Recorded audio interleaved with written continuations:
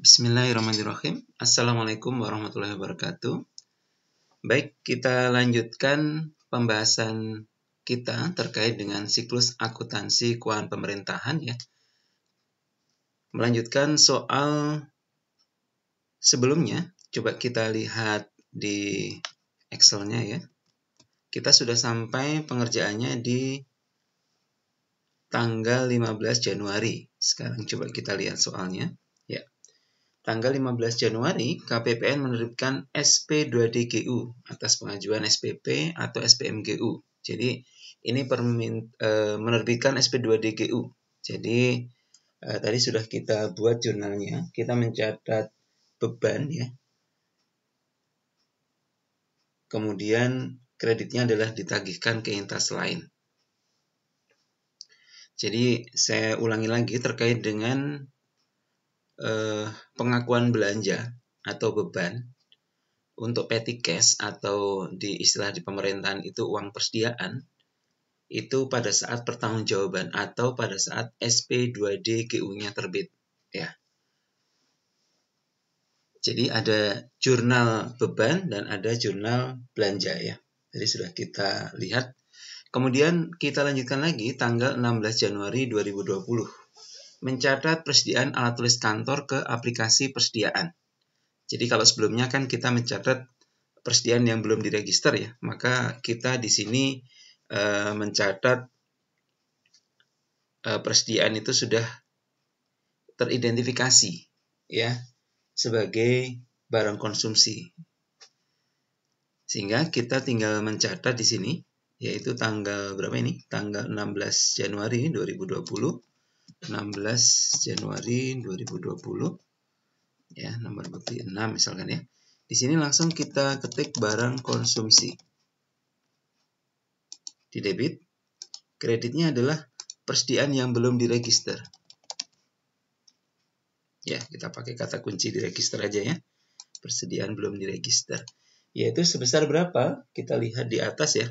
Sebesar 12 juta ya. Ini kan ada persediaan belum diregister 12 juta. Berarti kita kredit 12 juta. Kita debit 12 juta. Kita kasih penjelasan persediaan sudah dicatat di SIMAK BMN. Nah, seperti itu ya. Kemudian kita lanjutkan lagi, apakah ini melibatkan kas? Tidak ya, ini hanya pencatatan ke aplikasi SIMAK sehingga tidak memerlukan jurnal kas, buku besar kas ya. Selanjutnya kita lanjutkan lagi yaitu tanggal 1 Februari ya. Coba kita lihat tanggal 1 Februari. Ditandatangani perjanjian sewa ruangan sebesar 300 juta. Ya. Untuk jangka waktu 5 tahun. Atas transaksi ini telah diterbitkan dan dikirimkan tagihan sewa ruangan. Nah, pada saat kita menerbitkan tagihan ya, maka kita sudah boleh mengakui sebagai piutang atas pendapatan. Ya, di sini kita menggunakan pendekatan apa? Coba kita cek ya. Kita cek di soalnya kita menggunakan pendekatan apa nih? Kalau saya lihat di sini ada pendapatan sewa diterima di muka, berarti ini mungkin menggunakan pendekatan itu ya. Oh, ini ada catatannya. Pencatatan pendapatan ini dilakukan menggunakan pendekatan kewajiban. Nah, betul berarti. Tadi yang kita lihat di sini ada akun pendapatan sewa diterima di muka. Berarti piutang di debit, kreditnya adalah pendapatan sewa diterima di muka. Jadi 1 Februari ya, kita catat ya. 1 bulan 2 2020. Nomor 7. Jadi kita catat sebagai piutang penerimaan negara bukan pajak ya. Coba kita cek. Ya. Penerimaan piutang penerimaan negara bukan pajak di debit, kreditnya adalah pendapatan sewa diterima. Coba kita cek. Diterima di muka. Nah, berapa besarnya? Besarnya adalah 300 juta. Ya. Di sini mengirimkan tagihan sewa ruangan 5 tahun, gitu aja ya. Mengirimkan tagihan keterangannya sewa ruangan 5 tahun. Nah, seperti itu. Apakah perlu dibuat jurnal realisasi atau jurnal buku besar kas? Tidak perlu ya, karena tidak melibatkan kas. Kemudian kita lanjutkan lagi untuk mencatat transaksi tanggal 3 Februari. Diterima pembayaran sewa ruangan sebesar 300 juta.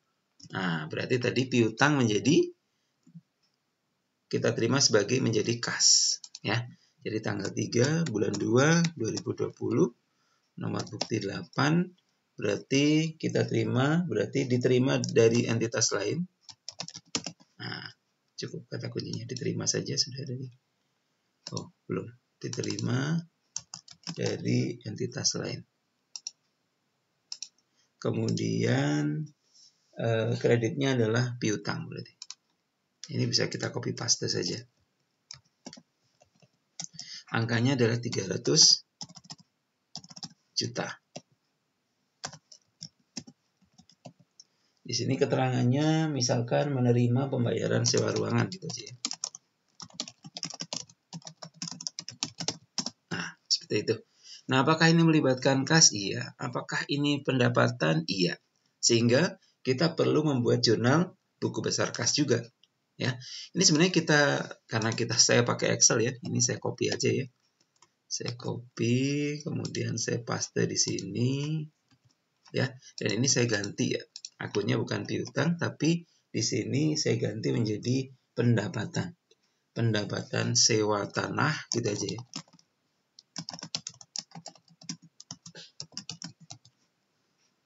Gedung dan lain sebagainya. Nah, seperti ini, ya. Jadi jurnal buku besar kasnya adalah diterima dari entitas lain pada pendapatan sewa tanah, gedung, dan bangunan.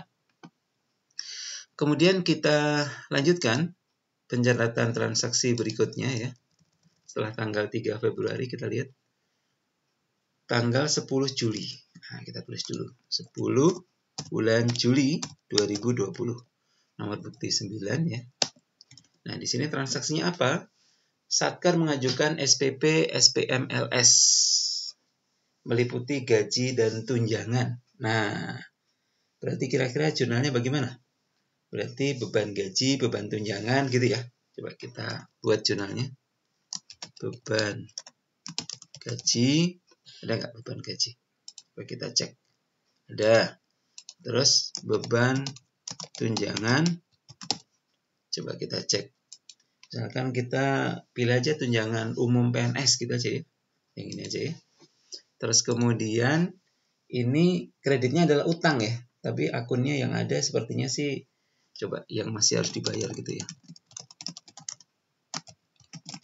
Nah, ini istilah yang umum di pemerintahan biasanya ada belanja pegawai yang masih harus dibayar. Nah, ini ya. Berapa angkanya? Angkanya adalah 1 miliar dan 300 juta ya. 1 miliar dan 300 juta. Ya, ini kita jumlahkan. Nah, seperti ini. Nah, ini keterangannya SPP, SPM, LS gaji kita aja ya. SPP, SPM, LS gaji dan tunjangan pegawai. Nah, itu aja. Ya, apakah ini melibatkan kas? Belum ya, ini masih utang ya. Ini kodenya 2 ya. Jadi ini belanja pegawai masih harus dibayar, itu utang. Selanjutnya kita lanjutkan lagi untuk mencatat transaksi berikutnya. Di sini KPPN menerbitkan SP2DLS gaji dan tunjangan sebesar 1,3 miliar. Tanggal 31 Juli. Berarti kita catat 31 bulan 7 ya 2020. Nomor buktinya 10. Ya, kira-kira jurnalnya gimana? Menerbitkan SP2D LS, ya, gaji dan tunjangan. Berarti sudah ada SP2D ini ya, sehingga kita boleh mencatat pembayaran ini nih. Ya, ini kan ada belanja pegawai yang masih harus dibayar nih. Berarti tinggal ditagihkan ke entitas lain. Nah, berapa besarnya? 1,3 miliar. Ya, di sini kita kasih keterangan menerima SP2D LS gitu ya.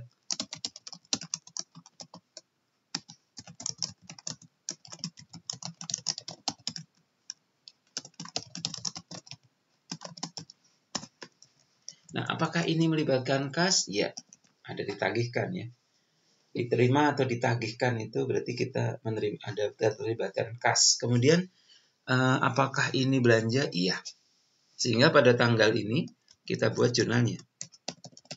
Jadi kita copy aja ya seperti biasa tadi. Di sini saya paste. Nah, di sini nanti berarti kita ada pencatatan belanja gaji dan belanja tunjangan. Belanja gaji pokok PNS sama belanja tunjangan. Ya, belanja tunjangan umum PNS kita aja ya. Di sini angkanya 1 miliar. Kemudian di sini adalah 300 juta. Kemudian ini penjumlahannya 1,3 miliar. Ya. Ya, seperti itu ya. Keterangannya sama ya. Menerima SP2D LS, gaji dan tunjangan pegawai. Kemudian kita lanjutkan. Ya, yang berikutnya yaitu tanggal berapa ini? Tanggal 31 Juli. Nah, sekarang coba kita cek setelah 31 Juli. Sebentar. Oh, ini bukan 31 Juli. Oh ya, 31 Juli ya. 5 Agustus sekarang. Diterima barang persediaan obat-obatan 35 juta. Atas penerimaan tersebut telah dibuat BAST dan telah diterima tagihannya. Oh ya. Berarti pencatatan kita adalah pada tanggal 5 Agustus ya. Tanggal 5 Agustus itu berarti kita sudah ada BAST dan sudah ada tagihan. Berarti kita mencatat di persediaan yang belum diregister ya. Pada belanja barang yang masih harus dibayar berarti ya kan? Seperti itu. Jadi kita catat tanggal 5 Agustus 2020 ya. Di sini persediaan yang belum diregister di debit, kreditnya adalah belanja barang yang masih harus dibayar. Coba di sini ada belanja barangnya. Nah, tuh. Sebesar berapa? Tadi kita lihat di soal. Ya. Mana tadi? Nah, ini dia. 35 juta. Berarti di sini 35 juta. Nah, ya 35 juta. Berarti keterangannya di sini adalah menerima persediaan obat-obatan.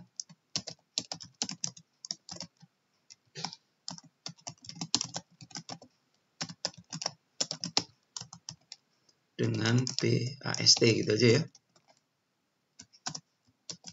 Nah, oke, seperti itu. Kemudian kita lanjutkan. Ini jelas tidak melibatkan kas sehingga tidak perlu jurnal buku besar kas. Ya. Kemudian kita lanjutkan setelah tanggal 5 Agustus. Kita lihat di sini tanggal 6 Agustus. Tanggal 6 Agustus kita tulis dulu aja ya. 6 bulan 8 2020. Tanggal 6 Agustus transaksi yang terjadi adalah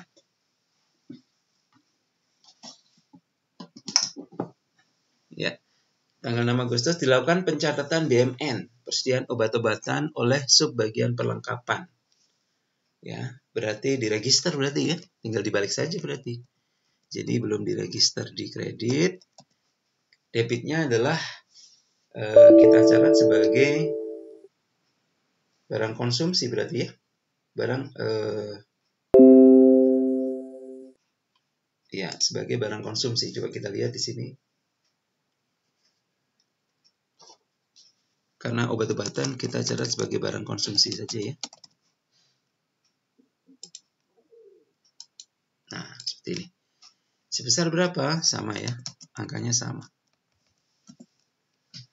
Ya, ini kita berikan keterangan mencatat persediaan obat-obatan, disimak gitu aja ya.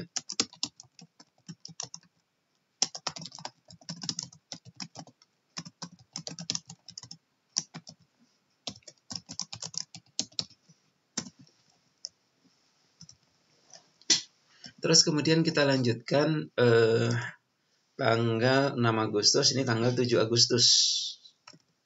Tanggal 7 Agustus kira-kira ada jurnal nggak? Ini terkait dengan mengajukan SPP SPM LS. Ya. Tidak ya, tidak perlu jurnal ya. Nanti kita buat jurnal ketika sudah terbit SP2D LS saja ya. Jadi tanggal 7 Agustus tidak ada jurnal. Nah, tanggal 10 Agustus nih, KPPN menerbitkan SP2DLS. Berarti ada jurnal. Tanggal 10 Agustus. Ya. Berarti kita mencatat, karena sudah terbit LS, berarti mencatat ditagihkan. Gitu ya. Ya, kita mencatat sebagai ditagihkan ke entitas lain. Ya. Jadi di sini kan tadi kita sudah mencatat belanja barang yang masih harus dibayar. Nah, kreditnya adalah ditagihkan ke entitas lain. Nah, seperti itu. Ya, sebesar berapa? Sama ya, 35 juta. Ini keterangannya menerima SP 2D LS ya. Pembelian persediaan obat-obatan. Nah, itu aja ya. Apakah ini melibatkan kas? Jawabannya iya. Apakah melibatkan belanja? Iya. Sehingga ini harus kita buatkan jurnal buku besar kas ya. Untuk memudahkan saya copy paste aja. Tinggal saya edit ya. Jadi sini berarti kita mencatat belanja ya. Kita mencatat belanja untuk jurnal buku besar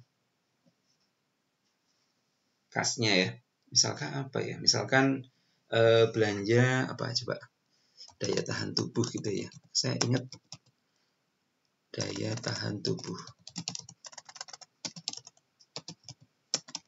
Misalkan asumsinya kita beli obat-obatan untuk menjaga daya tahan tubuh gitu. Nah, ini ada namanya belanja penambah daya tahan tubuh. Nah, seperti itu. Ya. Misalkan kita catat ke akun ini ya. Kebetulan tidak dikasih tahu ya di soal akunnya apa. Jadi saya memilih akun yang kira-kira cocok gitu ya. Terus kemudian kita lanjutkan lagi setelah tanggal 10 Agustus ya. Ini ada setelah tanggal 10 Agustus, tanggal 26 Agustus digunakan. Persediaan obat-obatannya digunakan ya. Berarti beban persediaan pada persediaan ya. Tanggal 26 Agustus.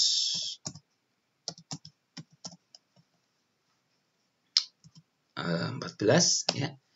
Nah, ini digunakan ya. Tanggal 26 Agustus berarti ketika menggunakan beban persediaan pada barang konsumsi berarti ya. Kita mencatatnya ke beban persediaan.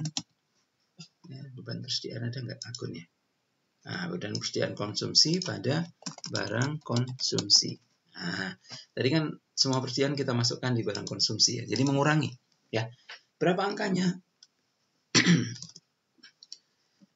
Di sini angkanya kita lihat ya. Terkait dengan penggunaan obat-obatan itu 27 untuk ini dan ATK 12. Kalau kita jumlah 2, 3, 39. Berarti kita catat langsung totalnya saja ya, 39 juta.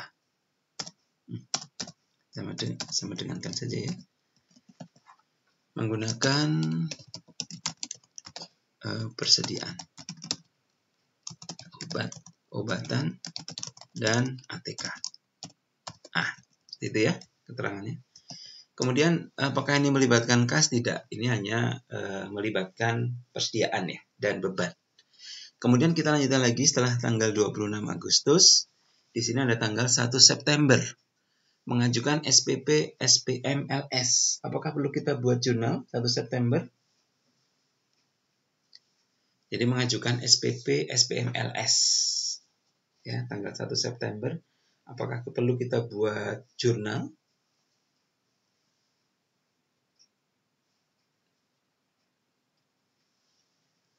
Kalau seperti ini, berarti bayangan saya itu kalau misalkan kita asumsinya sudah ada tagihan, maka kita boleh mencatat beban pada beban pada utang, ya, yang masih harus dibayar gitu ya. Tapi kalau enggak, nanti kita sekaligus catat di ketika sudah terbit, gitu, ya. Jadi terkait dengan bantuan sosial ini, kita mencatatnya seperti apa, ya. Kalau asumsi saya mungkin ini nanti kita catat sekalian pada tanggal 4 September ya. Jadi kalau bantuan sosial kan kita tidak ada terhutang kan sebenarnya ya. Jadi kita berikan pada saat kas itu disalurkan kan. Sehingga tanggal 1 September tidak ada jurnal. Jadi yang kita buat jurnalnya adalah tanggal 4 September berarti ya. Ketika sudah disalurkan. Jadi 4 September 2020 ya. Berarti kita catat sebagai beban apa namanya? Ya. Beban bantuan sosial berarti ya. Beban bantuan sosial ada nggak akunnya? Untuk pemberdayaan ya, kalau nggak salah ya.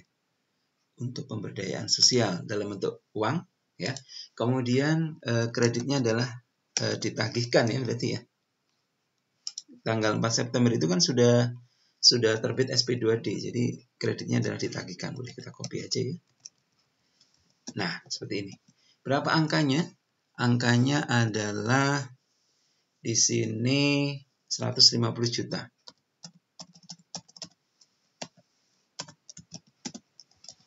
Ya. Menerima SP2D LS. Belanja bantuan sosial. Nah, seperti itu ya.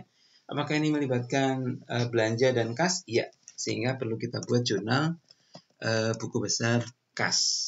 Ini saya copy saja ya untuk memudahkan biar cepat. Kemudian di sini kita ganti belanja bantuan sosial. Ya, terkait dengan pemberdayaan kalau nggak salah tadi ya. Untuk pemberdayaan dalam bentuk uang. Nah, ya, dalam bentuk uang.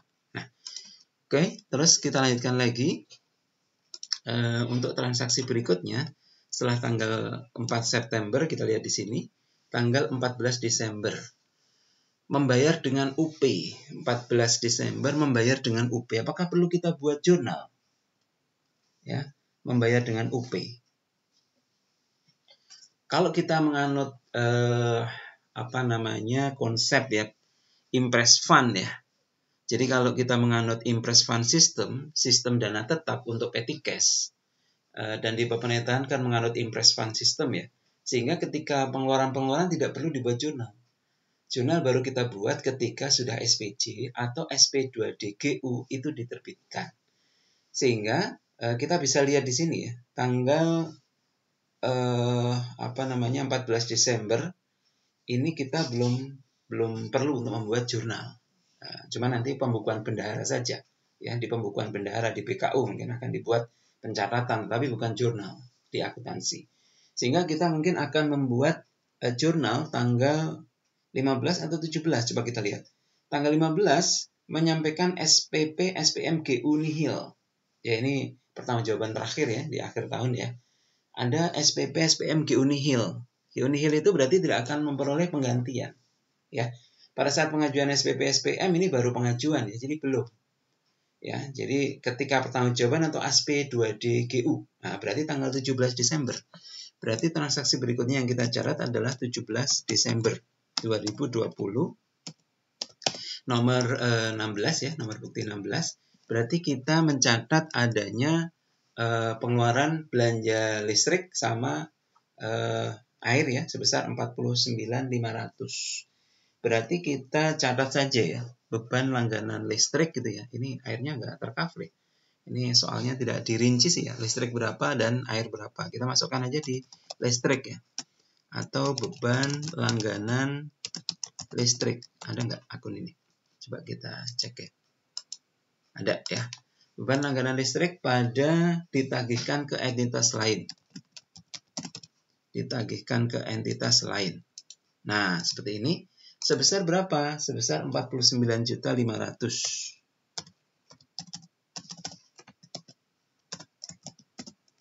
Nah, ini menerima SP2D belanja listrik. Gitu aja ya. Dan air sebenarnya. Ya, mungkin nanti yang perlu kita edit adalah soalnya ya. Nah, ini misalkan belanja listrik saja ya. Misalkan belanja listrik. Nah, di sini kita juga harus mencatat adanya bahwa tidak ada penggantian terkait dengan kasnya. Sehingga kita jurnalnya sederhana. Kasnya berkurang. Ya, kas di bendahara pengeluarannya berkurang. Ya. Debitnya apa? Debitnya uang muka. Uang muka dari KPPN. Uang muka dari KPPN. Sebesar berapa? Sebesar ini. Gitu ya. Karena ini tidak mendapat penggantian. Jadi kalau GU biasa, kita berhenti di jurnal ini. Tapi kalau GU nihil, ada pengeluaran kas. Kas yang keluar kita catat di sini. Ya, seperti itu. Namanya Impress Fund System. Ya.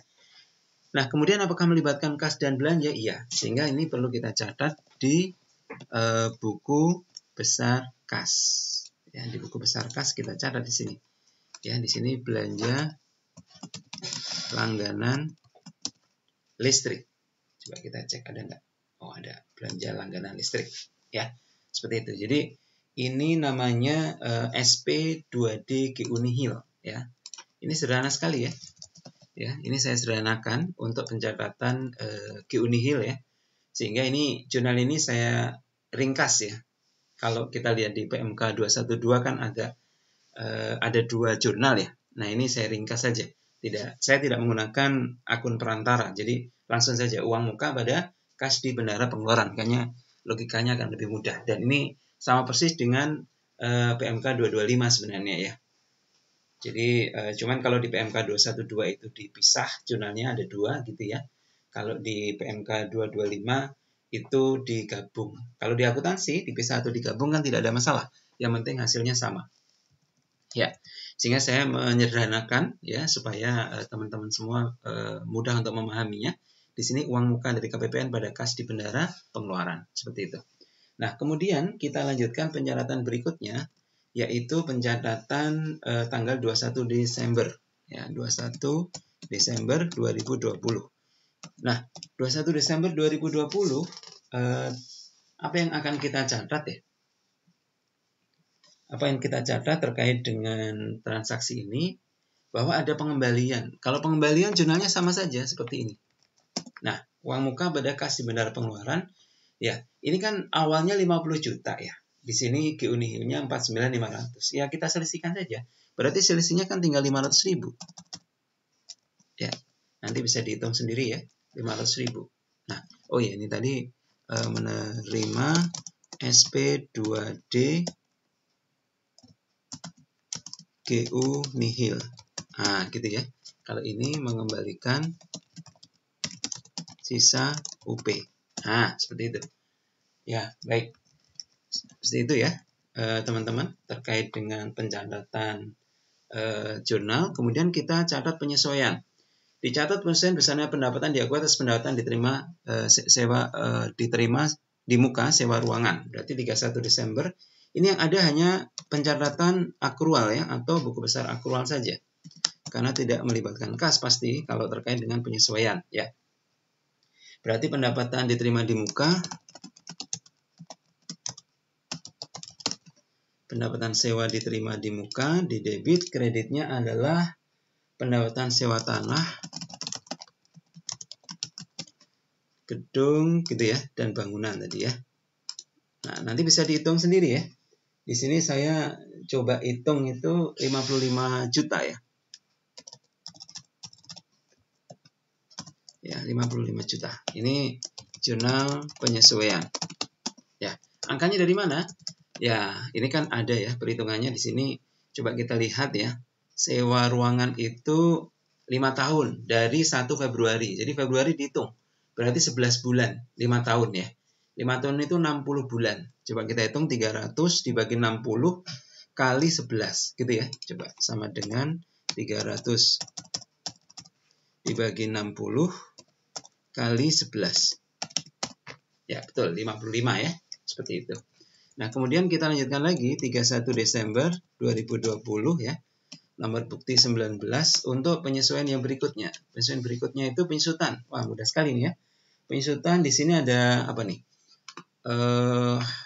Terdiri dari peralatan dan mesin, gedung dan bangunan, jalan dan jembatan, sama aset tetap lainnya. Ada 4 ya. Oke, berarti kita buat beban penyusutan. Pertama adalah peralatan dan mesin ya. Peralatan dan mesin, coba kita lihat. Nah, di sini kemudian beban penyusutan. Yang berikutnya adalah misalkan gedung dan bangunan. Kemudian ada lagi beban penyusutan jalan dan jembatan ya. Kemudian ada aset tetap lainnya. Aset tetap lainnya ya. Nah, pada akumulasi penyusutan. Akumulasi penyusutan peralatan dan mesin ya. Akumulasi penyusutan gedung dan bangunan. Kemudian akumulasi penyusutan jalan dan jembatan. Kemudian terakhir akumulasi penyusutan aset tetap lainnya ya, agak di bawah biasanya. Nah, ini angkanya berapa? Tadi sudah disebutkan di soal 30 juta. Kemudian ada 10 juta. Kemudian ada 8.900.000. Kemudian ada 26 juta. Nah, ini kemudian kita copy paste saja ya untuk memudahkan karena debit kreditnya sama. Nah, di sini jurnal penyusutan aset tetap. Nah, seperti itu ya. Nah, kemudian kita lanjutkan yang terakhir 31 Desember 2020. Nomor bukti 20 apa? Soalnya persediaan ya, terkait dengan persediaan obat-obatan ya. Bagaimana penyesuaiannya? Ya, teman-teman bisa hitung ya. Kalau kita lihat di saldo awalnya ada berapa nih persediaan obat-obatan? Persediaan maksud saya. Persediaan di sini nggak ada ya. Kemudian di sini ada pencatatan persediaan tadi, barang konsumsi ya. Sehingga ketika kita hitung, saya menghitung beban persediaan konsumsi itu menjadi 2 juta ya. Jadi kita catat di sini beban persediaan barang konsumsi pada barang konsumsi. Pada barang konsumsi. Ya, kita catat di sini yaitu sebesar 2 juta. Ya. 2 juta. Ini jurnal penyesuaian persediaan. Nanti saudara bisa hitung sendiri ya. Jurnal penyesuaian persediaan. Persediaan. Nah, seperti ini. Nah, ini terkait dengan jurnal penyesuaian tidak perlu dibuatkan jurnal kas. Dan kita bisa lihat semua laporan keuangannya sudah ada ya, sudah tercipta dan kita lihat apakah neracanya balance? Ya, neracanya balance ya. Jadi menunjukkan bahwa apa yang kita kerjakan insya Allah sudah benar. Terima kasih banyak. Demikian yang bisa saya sampaikan terkait dengan pembahasan soal kuis 1 paruh 1. Semoga bermanfaat. Terima kasih banyak. Assalamualaikum warahmatullahi wabarakatuh.